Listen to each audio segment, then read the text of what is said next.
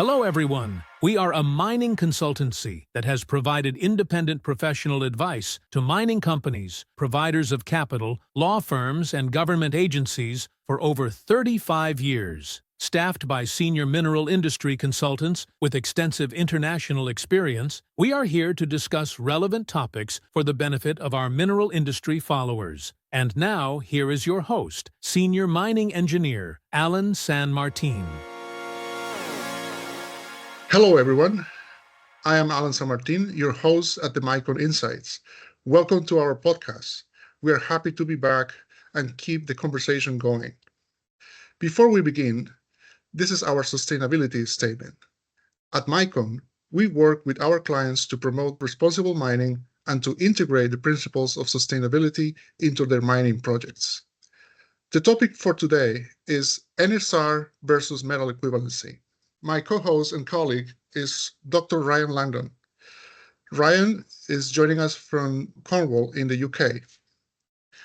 Hello, Ryan. How are you? Hi, Alan. I'm all good, thank you. How are you? I'm good, thanks. Thank you for joining us and discussing this interesting topic. What is an NSR and what is a metal equivalency and why we use it? So, Ryan, you know that in our job, we assess mineral deposits. Usually you get a resource estimate, but when it comes to polymetallic deposits, you cannot just use one of the elements, you have to use multiple elements, so you have a complete assessment of all the value from the deposit.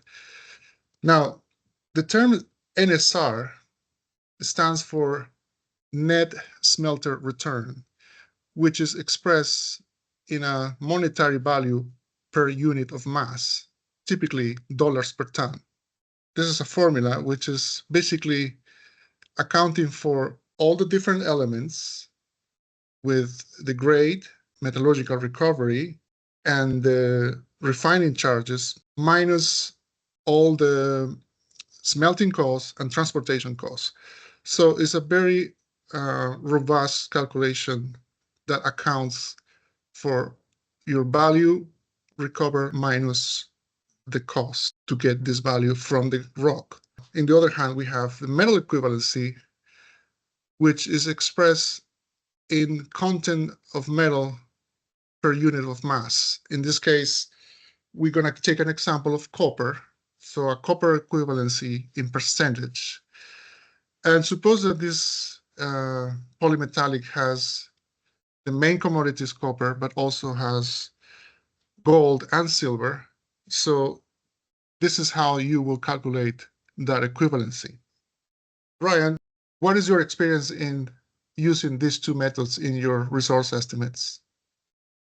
Thank you, Alan. So I think for me, I probably use the NSR more than metal equivalency, and my saying for that is when it comes to modeling a polymetallic deposit, you need to model each of these elements individually. We never see in a polymetallic mineral deposit 100% correlation between our copper and our gold.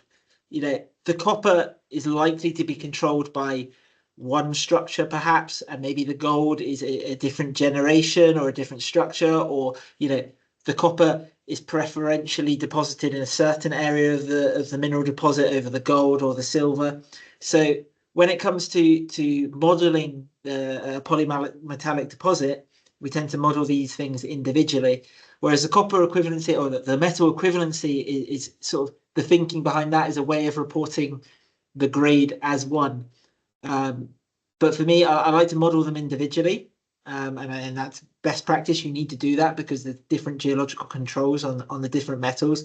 The distribution of metal is not defined by the economic price of the ore today. And then I tend to use NSR more when I think this is very easy to think about, because once you've coded up your block model, you can say each block has a value, and if that value is a positive value, it's above cutoff, and that should be included inside, is likely to be included inside your resource shell. So for me, the NSR is a much easier way to think about things than sometimes the metal equivalency, because I like to keep the modeling separate, and then we go into the NSR where you have a dollar value on your block and you understand what needs to be included in your mineral resources for reasonable prospects of eventual economic extraction. So that's my general take on when I tend to use them more. If we try to explain the differences, why we prefer NSR versus metal equivalency? I think sometimes metal equivalency is open to interpretation. Okay, so you might see, for example, you might include elements that are sub-economic in your metal equivalency calculation. So, for example, you would never recover that mineral. So we might have you might have a gold deposit, and I'm just being hypothetical here. There's some rare earth minerals in that deposit, and you include all of this rare earth suite in your metal equivalent calculation, and it inflates your grade. But there is no plan to ever recover any of those those rare earths. So I think correct that there is it's probably a little bit of a different topic, but it's metal equivalency. There's no problem with using it, but you have to be very careful, very transparent about what you're including in that calculation, where you got your prices from, where you got your recoveries from, like what minerals you're including, and are you actually planning to recover them in your mining project? So I think for metal equivalency, I think you've got to be very careful when reading literature that comes from perhaps early exploration stage versus a project that's more developed and has more understanding of how that will be mined and processed. That's right. So the NSR is a more advanced method of accounting for value, and is a more robust, more realistic. You report at a cut-off value instead of a cut-off grade. So, and it's purely economic. It's just money per ton. So that's why at Micron we prefer to use this NSR whenever possible. But sometimes at early stage exploration, you don't have this TCRC's parameters, right? The treatment and refining charges. So then you stay with just the metal equivalency, but eventually you need to go ultimately to use the NSR. Now the NSR, one of the differences also that you can use it when you have one single element. I mean, you're not going to add anything else, but you can express dollar value per ton. By the contrary, the metal equivalency requires at least two or more elements.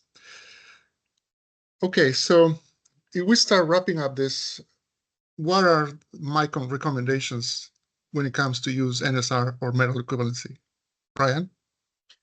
I think one of my key things is if you're going to use metal equivalency, that is something that comes after your resource estimate. So you have your strong geological framework, and the same for NSR. Both of these things are after you've made your model. You make your model using the grades and the mineralization envelopes and geology to define for each metal. Then you apply your NSR or metal equivalency after that. Don't apply these before and then try and model on a metal equivalent value or an NSR value for a grade shell, because they're not always directly related to your geology, and not all of the things that input into them are correlated, all those different metals.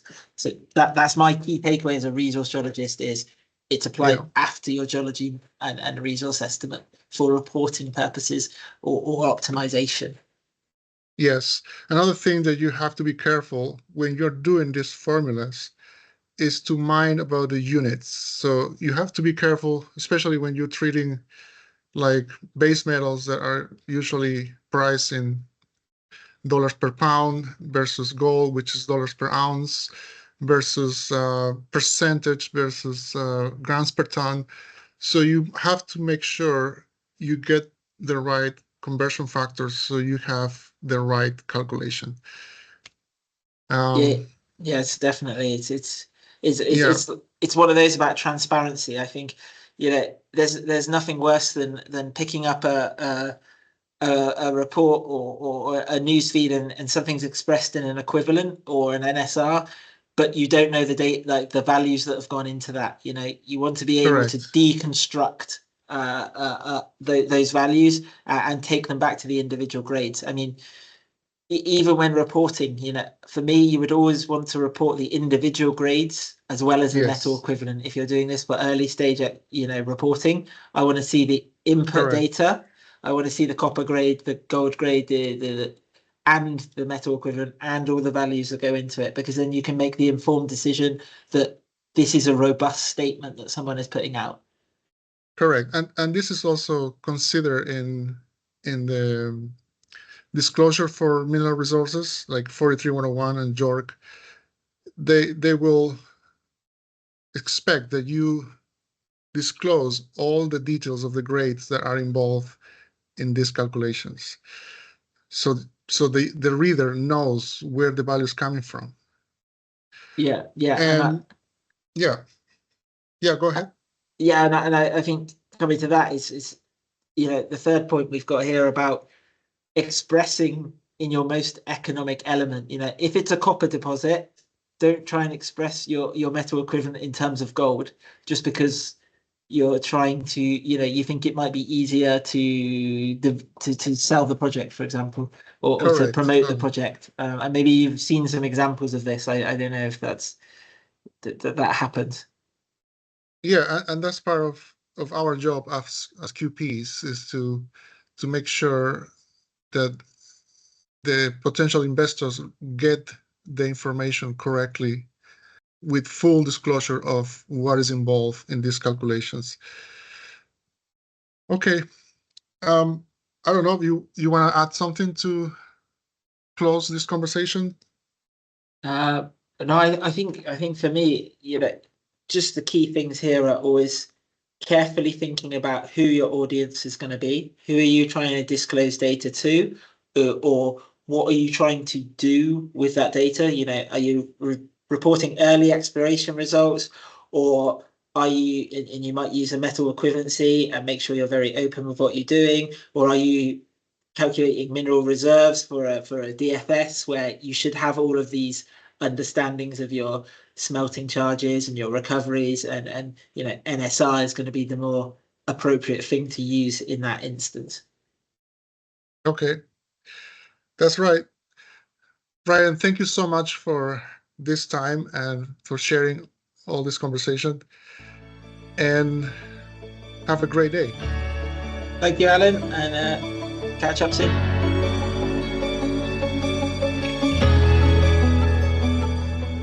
Thank you for joining us today. We hope you enjoyed this episode. Please feel free to leave us your comments or questions, and be sure to follow us on YouTube and LinkedIn, and subscribe to our newsletter so you are kept informed on future episodes.